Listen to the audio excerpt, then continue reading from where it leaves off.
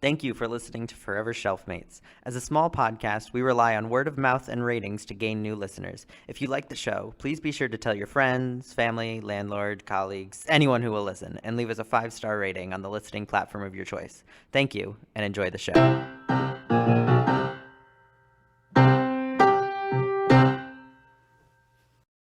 Welcome to Forever Shelfmates, everybody. I'm Cheryl, and I love books, and I love to talk about the books that I read.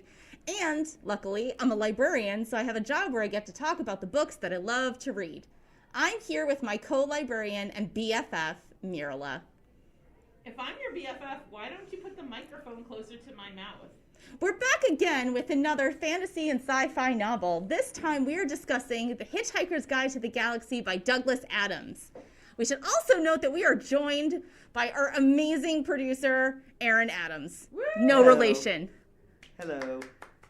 Yay! This is Aaron's favorite book, so we're super excited to talk to him about it. But before we get started, our usual warning, we will be spoiling the book. So if you haven't read it and don't want to have the plot ruined for you, pause this episode, run out to your favorite local bookstore, public or school library, and then come back after you read it.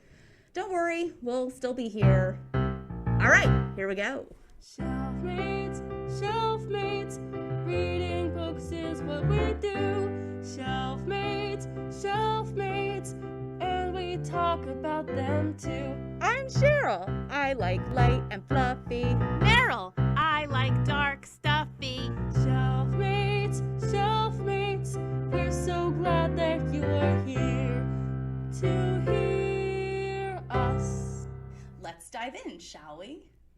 So, you guys, I wanted to do Hitchhiker's Guide to the Galaxy because it is the archetypal. Archetypical? Because it's the archetype, the archetypical. It's an archetype. It is. Pick a new word that you know. Pick a word you know. It's the big good one. It is a book. It is with words. Thank you. It is the best of the best sci-fi. It has a cult following and lots of inside jokes. And if you haven't read it, you're clearly not a part of mainstream culture. Cheryl! So let me tell you a little bit about this wonderful adventure. The whole book is about this very ordinary, boring guy named Arthur Dent in London. And he wakes up and he's making his breakfast. And then all of a sudden... Can I ask a question? What? Already? Yeah. This book were weird, okay? This book was. This book were weird. I didn't even get to say what it's about, though. I know. Is Arthur human? Yes. Arthur is a human. So he has like no idea what's going on at the beginning. So when Ford like comes to talk to him, he's like, "What is going on?" That's the whole point. That's why it's funny. It's jumping the gun. Okay, can I All get right, back I'm to gonna the let story? Mirele get back to the summary. Thank you. Okay, so Arthur is a very ordinary, boring dude living in London. He's a human. He wakes up in the morning. He's doing his morning routine. And all of a sudden, he discovers that this alien race called the Vogons is going to destroy You Earth. skipped a part. You skipped a part, which I was jumping in on. His house What? is about to get destroyed. How about we do That's it? what I was about to say. How about we do an overview summary first that doesn't go into every single plot point? Okay. His house is getting torn down. That's Okay. not an Arthur- overview. As also the Earth is going to get torn down. It was very much a nice parallel. Okay. Arthur, What? I had to find something about this. Okay. Arthur Dent is a very ordinary, boring London man who wakes up one day to discover that his house is about to be destroyed Thank you. by bulldozers, and he doesn't know why. But then we find out the reason is there are aliens who are building a superhighway through the earth. You skipped a part again. Well, whatever. It's very silly. Okay? Aaron, why don't you run us through the summary? Basically, there's this guy. He's basic. He's boring. His name is Arthur Dent, and he goes to. He wakes up. This guy named Arthur Dent wakes up and discovers that his house is going to be destroyed to make a bypass through some rural London area, and he gets really, really sad about it. And at some point, his friend, who it turns out is actually an alien from a planet near Betelgeuse. His name is Ford. His name is Ford Prefect, which brought back Harry Potter vibes for me. Prefect. Yeah, it did. It totally did. This guy, Ford Prefect, is an alien from a planet near Betelgeuse, and he takes Ford. He is Ford. He takes Arthur God, this is harder than I thought. He Yeah, takes 'cause this book is very he takes convoluted. Arthur to a pub and explains to him that the world is about to end because the Vogons are going to come and destroy Earth to make an intergalactic bypass. And the Arthur, Vogons are aliens, we should point they out. are aliens. Yes. Who recite very bad poetry. They recite the third worst poetry in the universe, but we can get to that. It's fine. Yeah.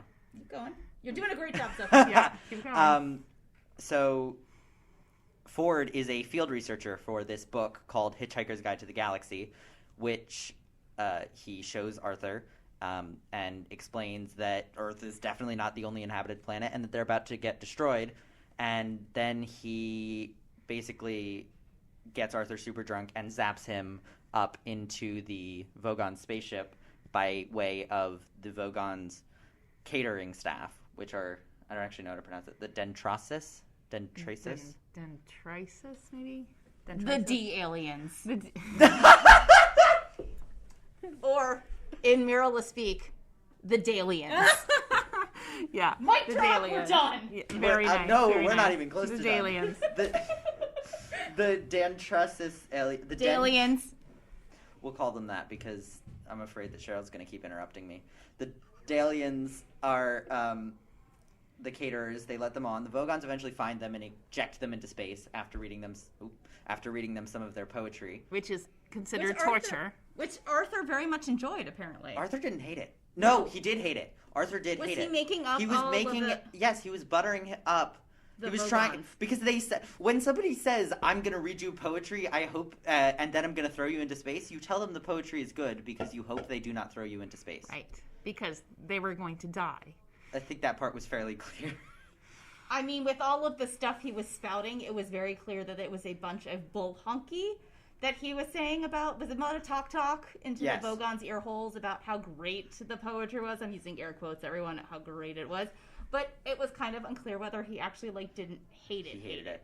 He Okay, hated fine. It's the worst poetry. Third worst And- poetry in the universe. And they get picked up by Zaphod Beeblebrox, who was Ford's childhood friend, who had stolen, who was the galactic president, He's And the he president of stole the galaxy. the Heart And he of Gold, stole the Heart of Gold spaceship. which had an infinite improbability drive, which somehow made it so that at some point they could be in every place in the universe at once, and that is how he got picked up. That's how they got picked up when they got thrown out of the spaceship. Arthur and Ford got thrown out of the This is where spaceship. it went off the rails It's- for me. This is where it went off the rails. It went off the rails when Ford decided he was going to take, the second they explained the Babelfish. No, the Babelfish Guys, was amazing. we're getting lost here. If you want to sum up the book, okay? It was weird. No. Ordinary guy discovers the world's going to get destroyed. His house is going to get destroyed. He gets saved by an alien. They go to outer space hitchhiking on a Vogon spaceship. And then they travel around the universe meeting all these crazy characters. And Arthur learns about the purpose and meaning of the Earth. Life, the universe, and everything. Life, the universe, and Which everything. is 42. Yes, the Earth is actually a supercomputer. Run by mice. Run by mice. It was calculated to solve the mystery of the universe, but it was Specifically destroyed. the question. The question, it was destroyed before it could complete its calculations, and now Arthur is the most wanted man because They want his brain. they want his brain because they think he can answer what the As question this is. book went on, I feel like it just got weirder and weirder. It started out, it's very simple. This guy, he's an ordinary guy. He lives in London. He works in local radio. He's an ordinary guy. He wakes up. He goes outside, and then he sees, oh no, his house is going to get destroyed to make a bypass through London.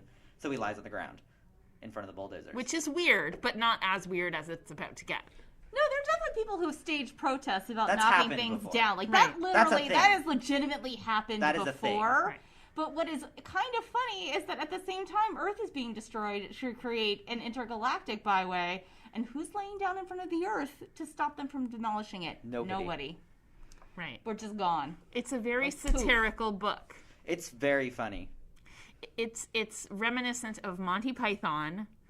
The characters are Can we I'm talk just about gonna the tell characters? you that like not many people have heard of Monty Python. I was having this conversation with some of our students, and like they were like, "Monty Python, you're old, lady," and I was Oh, like, well, "What?" that's so that's too like bad. an outdated reference. Okay, well they should. So read now up that on we've it. done a brief summary, we can go through the summary and actually hit on every plot point like you wanted to do earlier. I don't necessarily want to hit on every plot point. excellent. Oh, I think we should talk about what's so strong and amazing about this book. shouldn't we So do that at can the I end? ask a question first, Mirele? Why did you pick this book? Like, Okay, because it's so weird, or because it's super extra weird? okay, because I remembered that it was highly silly. I remembered that it was the best sci-fi book I've ever read in my life. And then when you said you hadn't heard about it, I was appalled. Oh, I'd heard about it. I just hadn't read it. Yeah, I was appalled. This is a part of the American cultural canon. It's And incredible. If you want to be a part of America, you're going to read this Wow. book. I would like it known for the record, I do not wish to be part of America. I would like to be with the dolphins in the sea, where I can say So long and thanks for all the fish. exactly. So My long favorite. and That was my dolphins. favorite part of the movie when they made the movie out of this. They made a movie. They made a I've not movie out of seen this. the movie. You've not. The movie opens with a 3.5 minute Song. dance number, Yeah. song and dance number by the Dolphins called "So Long and Thanks for All the Fish." Okay, that's I entertaining. would like to side note that I saw that movie with Mr. Strasberg on our first non-date date. So I have seen the movie, I but saw, it like, did the not first- inspire me to read the book. So this is the first time I've read the book. No, it wasn't great. But I did do like love the "So Dolphins. Long and Thanks for All the Fish" song. That is delightful, So and you long, should so look long it and up on the thanks for all the YouTube. fish. Just saying. Okay, well, this book hooked me, like, with the characters. Okay, because I read this, maybe I was 11. I don't remember it since then. But when I reread it, it hooked me immediately with the character that is the highly intelligent shade of blue. And that's genius, that there is a highly intelligent shade of blue. That I was so must have funny. missed that. That's All the the aliens. Yeah, It's the an alien. it's the mice, isn't it? The mice are just a highly intelligent shade of blue manifesting themselves in a mice-like form. I don't know if that's what it was. I mean, it was a character really, really early on. And then we're introduced to Marvin, the depressed android, who That I remember. I remember Marvin. he's a lot like Eeyore in Winnie the Pooh. Except his shtick is that he's that's a fun word. His shtick is that he's smarter than everyone else, and so he knows like, oh, no, nothing can possibly fill up my brain capacity. I'm bored.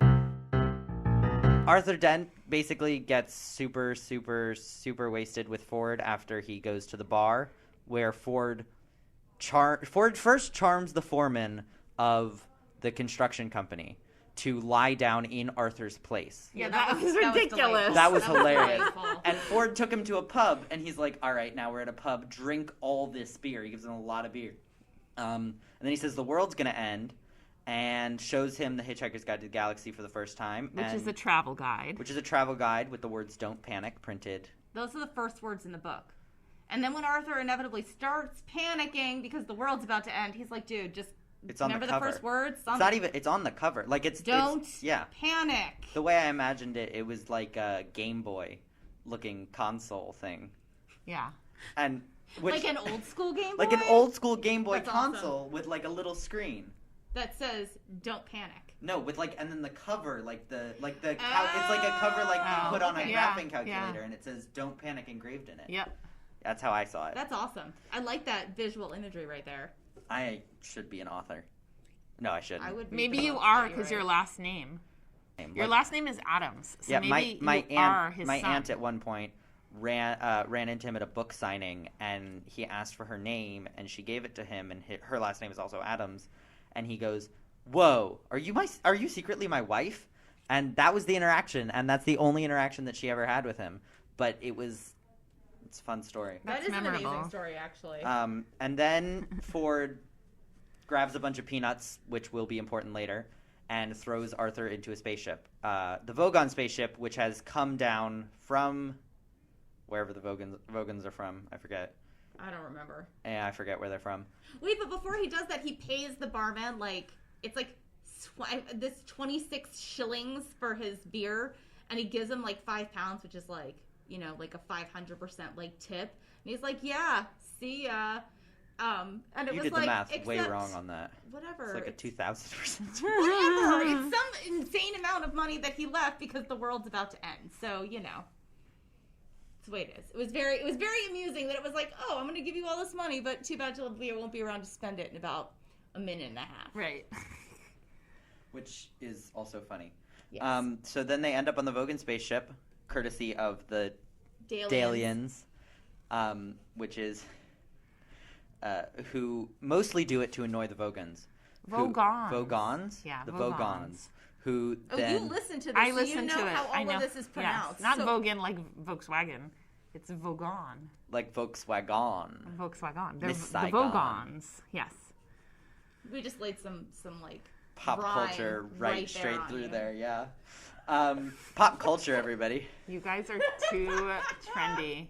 You're too lit. None of that was. I don't think any of that was actually trendy. Is it trendy? Miss Are we Saigon is trendy? not trendy. I know. I was like, that's when like I was in high school. Yeah, these are like 1980s references that we're making. No, I'm only 22. According to a very accurate internet quiz.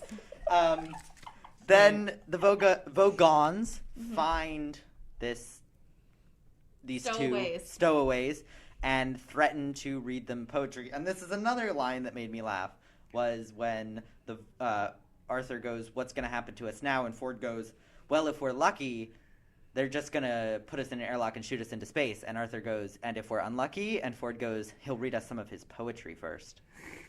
And then which makes the reader wonder, well, what could be so bad about this It's poetry? the third worst poetry in the universe. The first is Paula Nancy Millstone Jennings of Greenbridge in Essex in England, who is now dead in the book. I don't know Because if that's... Earth has been destroyed, Is not that- because she's been like murdered. Is that a real person? I didn't look Did it up. anybody Google it? I can Google it right Google now. it, please. You tell me the Because name. I don't again. know. It's Paula Nancy Millstone Jennings. Because I don't know if that's a real Oh my person. gosh. Oh my gosh. No. No. No. No. No. It's not a real person that No. Douglas Adams had a vendetta against. No. No. Oh, that would be funny though, wouldn't it? Hmm. There is a poet named Paul Neil Milne Johnstone, according to the internets.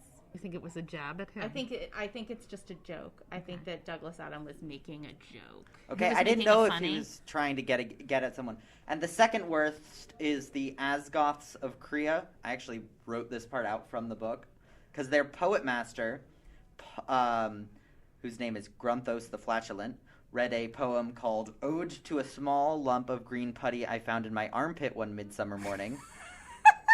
Can I just comment that anyone who has the name that has something to do with flatulence is automatically amazing? Can we define And can we also flatulence talk for our about listeners? Because I have a feeling. Farts. Say it like it is. I say it like it is. Flatulence equals farts.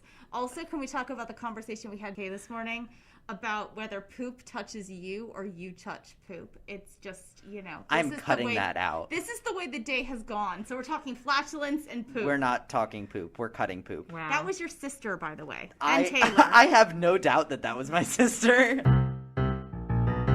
Okay, so back to the book. So The any person with the name flatulence is just automatically hilarious because flatulence equals farts. When y'all. Grunthos the Flatulent read his wonderful poetry. Wait, is he the first worst or No, the he's the second worst. Okay. 4 people died of internal hemorrhaging, and the president of some galactic art council survived by gnawing his own leg off, which I also thought was hilarious. Grunthos was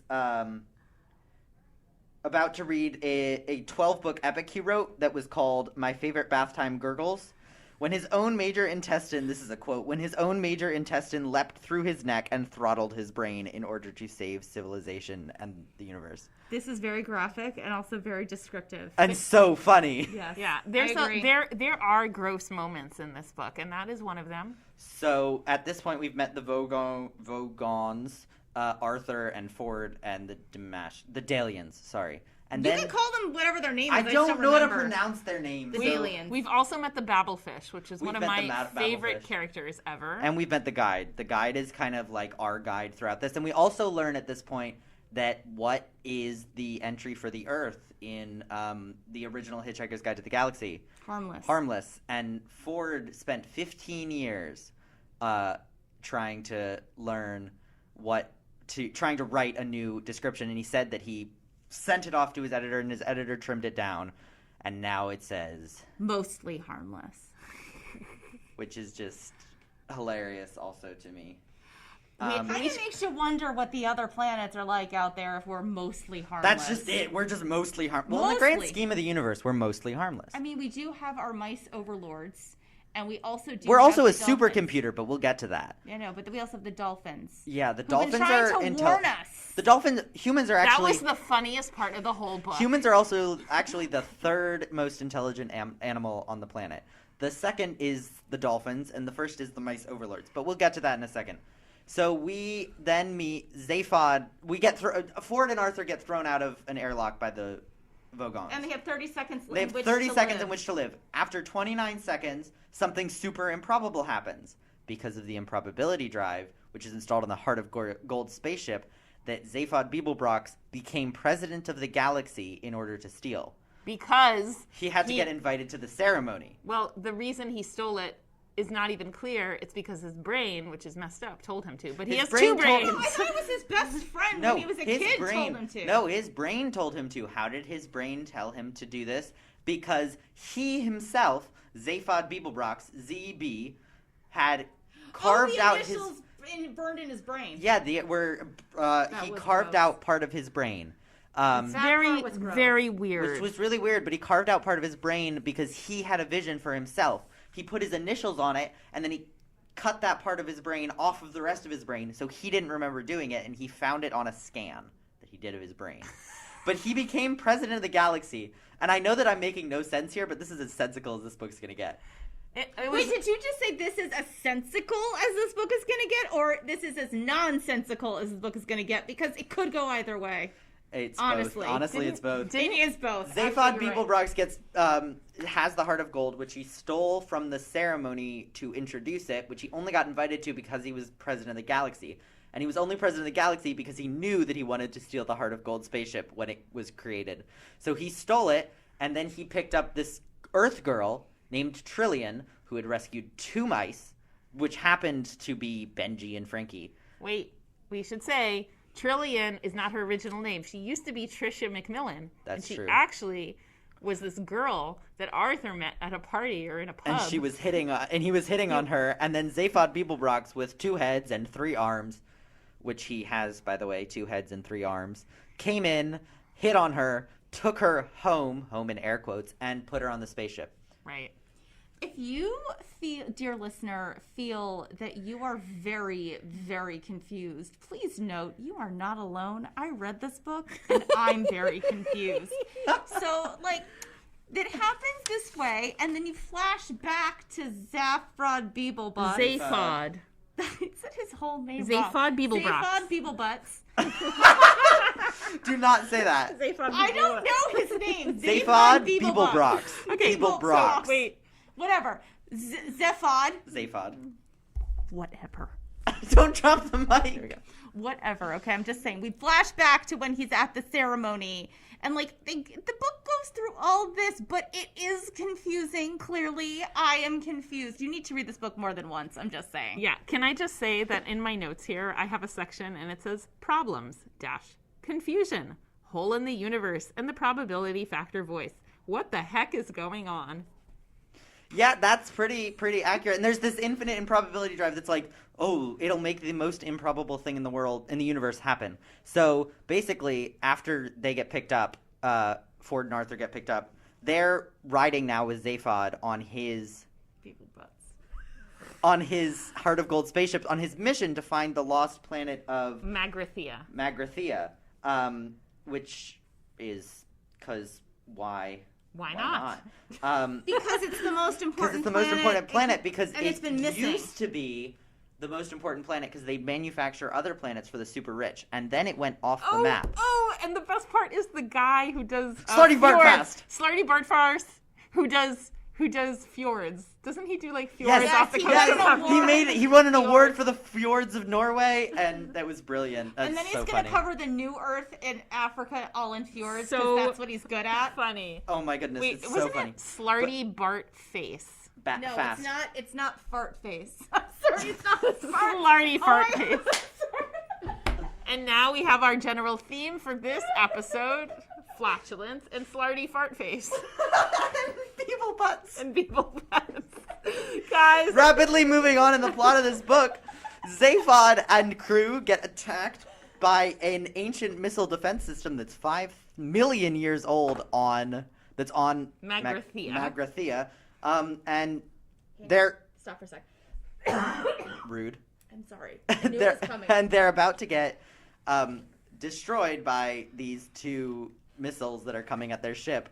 At which point Arthur has the ingenious idea of flipping the infinite improbability switch, which in turn basically... Does it turn the missiles into a whale and some petunias? Oh, that It does. was So funny! And the best part is when the whale explodes and you get The to whale hear... is talking? Yes! You get to have the internal monologue of the whale. And the whale has just figured out who he is and what he his has a purpose is. tail. I mean, should we say they? Do we know if it's a man or a woman? No, it's No, a it's a non-binary. he. It's It's a a he. non-binary whale. In the book, it's a he, and Is he it? discovers his tail, and he's so happy, and then he And then he explodes. dies. I mean, it's like, wait, what? What is going on? Did I read that? That's what this whole book is like. It's like, what? Did I seriously I'm gonna just be read honest. that? I was sitting in the lounge reading it because I sadly waited till the last minute to read it, and every 5 seconds I would put the book down and be like, "What just happened?" That was so weird. I don't know.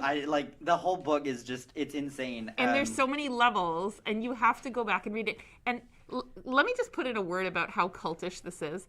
This book is so cultish that on Douglas Adams's birthday, I believe it is, they have what is known as Towel Day, which is a fan day where everybody wears a towel. Because towels are super important in the Hitchhiker's Guide. If you have a towel, you can pretty much do anything. That is just Then why not? so then they're in space, and they found the planet that manufactures other planets, and that's when they find out that they're searching for the answer to the question of the universe and life itself. which we find out is, drumroll, 42. 42 is the Is answer. the answer, which the mice race, but in human form, created a supercomputer called Deep Thought to calculate, and Deep Thought goes, oh, it'll happen in 7.5 million years. And so 7.5 million years later, all Deep Thought can say is 42. And Deep Thought is the Earth. Or no, it's No, not. Deep Thought is not the it's Earth. a Deep Thought supercomputer. says we need to create a computer that I'll design for you Oh. that'll tell you what the question is, which the answer is 42. Also, side note, I found the whale thing. It's so funny. Yeah. The whale goes, the book says, this is a complete record of the whale's thought from the moment it began its life until the moment it ended it. Ah, what is happening? It thought. Excuse me, who am I? Hello? Why am I here? What is my purpose in life? What do I mean by who am I? Calm down, get a grip now. Oh, this is an interesting sensation. What is it? It's sort of yawning, tingling sensation in my, well, I suppose I'd better start finding names for things if I want to make any headway in what, for the sake of what I shall call an argument, I shall call the world, so let's call it my stomach. Good. Ooh, it's getting quite strong. And hey, what about this whistling, roaring sound going past what I'm suddenly going to call my head? Perhaps I can call that wind. Is that a good name? It'll do. Perhaps I can find a better name for it later when I found out what it's for. Must be something very important because there certainly seems to be a hell of a lot of it. Hey, what's this thing? Let's call it a tail. Yeah, tail. Hey, can I really thrash it about? I can really thrash it about pretty good, can't I? Wow, that feels great. Doesn't seem to achieve very much, but I'll probably find out what it's for later on. Now, have I built up any coherent picture of things yet? No. Never mind. Hey, this is really exciting. So much to find out about. So much to look forward to. I'm quite dizzy with anticipation. Or is it the wind? There really is a lot of that now, isn't there? And wow, hey. What's this thing suddenly coming towards me very fast? Very fast. So big and flat and round. It needs a big, wide-sounding name like ow, ound, round, ground. That's it. That's a good name. Ground. I wonder if it will be friends with me. And the rest, after a sudden wet thud, was silence. So sad. That's the best line. whale. I wonder if it'll be friends with me. I wonder if it'll be friends with me. Yeah. So they found that. It's just It's just a weird book. It's heartbreaking, the part with the whale. The part with the whale is so funny to me. And it's funny, but it's heartbreaking. And if you listen to it on Audible, which I do plug for listening to audiobooks, people. Not sponsored. Yeah. Hashtag not sponsored. Hashtag not sponsored. It's very funny in the Audible version. So then we end up So this is where it went off the rails for me because This is where it went off the rails. This is where we meet the mice, and they're in little whiskey glasses that they move with their.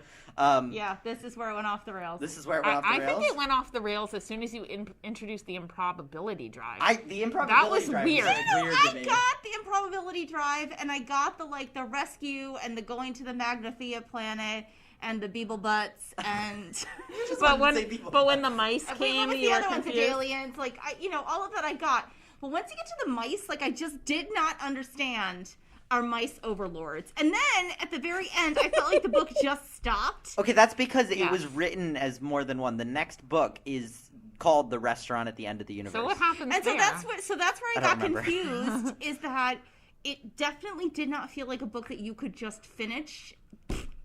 It did not sound like a book you could just finish, and instead you had to immediately pick up book 2 because otherwise it just did not. There was no conclusion. I mean, there was a conclusion to I think there was a conclusion. That conclusion is well, there wasn't really, but the conclusion is See? Arthur wins because Arthur gets away from the mice. But that he has to flee. Okay, let's go back to the mice because I did not understand Okay, the questions mice. about the mice. Go. That's a weird sentence. What are the mice?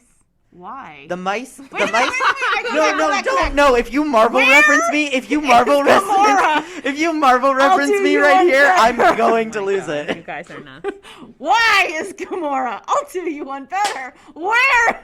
No, that's not the right order. No, you messed Shoot, it up. I It need doesn't Hannah. matter. I We need to Hannah run out. right We're now. running out of time. Let's finish the book. Let's do the actual book. We're not talking about Marvel. I think the mice. Who are the mice? So the mice are the people who created deep thought, but their manifestation in this dimension is mice. Are you sure about that? Or their manifestation in this universe, in this world, in this their manifestation in this current place that they are is mice. It's the same people. Magna Carta. Why are you saying that they're people to begin with? Because they mice. were the people. They were the Oh. people who created deep Oh, thought. they were people at They one were. point. Okay. They are people. That just the way that they look in this universe or this place in the time-space continuum Right. is mice. Right. And they were running the Earth. Right.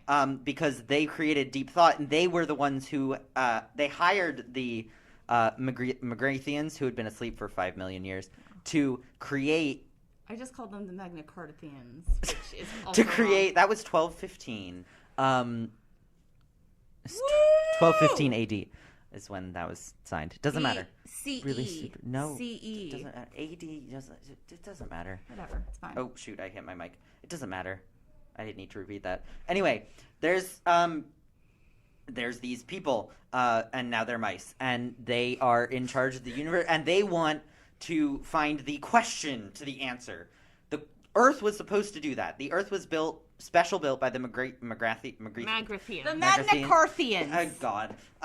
To be a supercomputer that would tell them what the answer, what the question was, to which 42 was the answer that would solve the mystery of the universe. And 5 minutes before it was done running its program, the Vogons kind of. Yep. Can I ask a question? I mean, just one. You're gonna ask it anyway, aren't you? I probably am, You yeah. Yeah, go shouldn't for it. ask questions about this book. It's just simple truth. So See, here's the thing, though. I'm actually answering most of them more than I thought I would. Yeah. How did the mice not anticipate that the Vogons were going to need to The demolish same way the that Earth? Arthur didn't anticipate it. That's the whole thing. They were in some intergalactic planning office on the bottom floor of the basement. Oh, that's right. Yes. That was what happened with Arthur's plans. That's why he didn't know his Earth was gonna his house was gonna be destroyed. So it's so we the didn't same know that's reason. The mice why didn't know that our they- Earth was going to Yeah. their Earth. their Earth was going to be destroyed. And And that so, is very satirical about society and bureaucracy. Can we The- just point that out? There is a deeper level here. the Magrathians, Magrathians. don't even say it. Magna Carthians. The Magrathians are the Magrathians who are on the who were asleep for 5 million years because of economic recession are awakened just to. And on another side note, this is a complete throwaway joke. The cleaning staff has been asleep, has been dead for 30,000 years because their life support system failed. But the Magrathians have been awakened to create Earth 2 in order to run the program again. Then, when the mice find out that Arthur, who was originally from Earth, is still alive, they want to buy his brain in exchange for a good price. And they're about to destroy him and take his brain. And when the intergalactic police show up, because they're chasing after Zaphod for stealing the Heart of Gold spaceship. And do they end up Beagle building bucks. Earth? Yes. Do they end up building I Earth don't 2? remember, but We don't know. that's something else that would happen because the mice are supposed to then. It was a 10 million year program, so like they can't just do it again. It'd take forever. Okay. But the mice then are like, oh, we're going back. We're going on they call it a 5D media tour, and they're like, okay, but we don't have like on their home planet. But they're like, we don't have a question, so now we need to decide what our question is going to be. Oh, and then they start making up questions. Then they start making up questions to tell their people that the Earth decided. Oh my God! They're People, rejecting. this is They just... came up with why, but they decided to. No, that was very bad. That was And bad. they were Why? like, "What's 6 times 7?" And they're like, "That's too straight." simple. Yeah. Yeah. What's yellow and dangerous? 42. Yeah, but that didn't work either. No. And so they decided they're going to tell everyone the question is, how many roads must a man walk down? Yes, that's the question. And the reason that they can't get Arthur's brain where they think the question is actually hidden. The reason they can't get that Arthur's brain is because the intergalactic police show up to destroy to arrest Zaphod for stealing the Heart of Gold spaceship, and these people breathe methane, which is the gas in farts. Back to farts. These people flatulence. These people breathe methane, so they need special spacesuits. And there's this whole explanation about the fact that they need spacesuits, and that their spacesuits are connected to a small computer on their backs that is in turn connected to the ship, and that it's never happened that the ship connection to their backpack thingies disconnects. And so it's never happened that they've had a failure of life support. And it happened because it was the improbability ship. No, because the ship that they were running, Marvin the super depressed robot explains after, because they're shooting their death rays. Oh my God! This is hurting Miss. People, hurting. We're both literally staring at you. I almost actually done. have to go really soon, like in the next done. minute. We're almost at the end of the book. Continue. So they decide that that's the question. There's death rays that the police officer is shooting at them, and then all of a sudden they die, and Ford goes out and looks and sees that their little backpack computers have been destroyed because the ship which was running them had shut down or committed suicide. And then they run. They steal Slarty Bartfast's air car, which was a car that floated on air. And they go at R17, that's what they say, and I wrote down a whole explanation of what R is, which is a measure of speed defined as a reasonable speed of travel that is consistent with the health, mental well-being, and not being more than, say, 5 minutes late. So R17 is too fast, but that's how fast they go. You're so lost right now. R17 is how fast. It's time for me to go Betty bye. Can we just point out that this book is a lot of defining terms that you've never heard of before. So if that is tedious to you, you might not like this book, even though the terms are very creative. But there's a lot of defining of terms. There's a story to it also. Yeah. But they go R17, and it is revealed that Marvin was talking to the... Marvin had plugged himself into the ship that was running the police people's life support system, and that Marvin had been so depressing that they had decided that the ship had committed suicide, thus breaking the connection and killing the two police officers in order to save, and that ended up saving the lives of Zaphod and Ford and Arthur and Trillian. And then they end up back on the Heart of Gold spaceship. They start running away again. Arthur has his brain. Zaphod has his ship. Marvin is depressed. And Zaphod goes over the intercom system and he says, "Hey, Earthman," which is Arthur, "are you hungry?" And Earthman, Arthur, says, "Yeah." And so Zaphod over the intercom says, "All right, let's go to the restaurant at the end of the universe," which is the name of the second book, and that is where this book ends. So long, and thanks for all the fish. That's actually a very good ending. That's all we have for you about Hitchhiker's Guide to the Galaxy by Douglas Adams. Be sure to check out our next episode when it gets released on July 1st. See you next time. Forever Shelfmates is produced in collaboration with an incredible team. Our logo was designed by Mirele and Miriam Goldell. Our theme song was written by Mirele and Noah Osofsky and was performed by Abby Chessman. Our producer is Aaron Adams, Benevolent Overlord, and our show is hosted by Mirele and me, CHERYL Fox Strasberg. That's all the time we have for you this time. Be sure sure to follow us on Instagram at Forever Shelfmates. That's the number 4, Ever Shelfmates, for the most up-to-date news on production. Next time, we will be reading A Good Girl's Guide to Murder by Holly Jackson. Thank you for listening.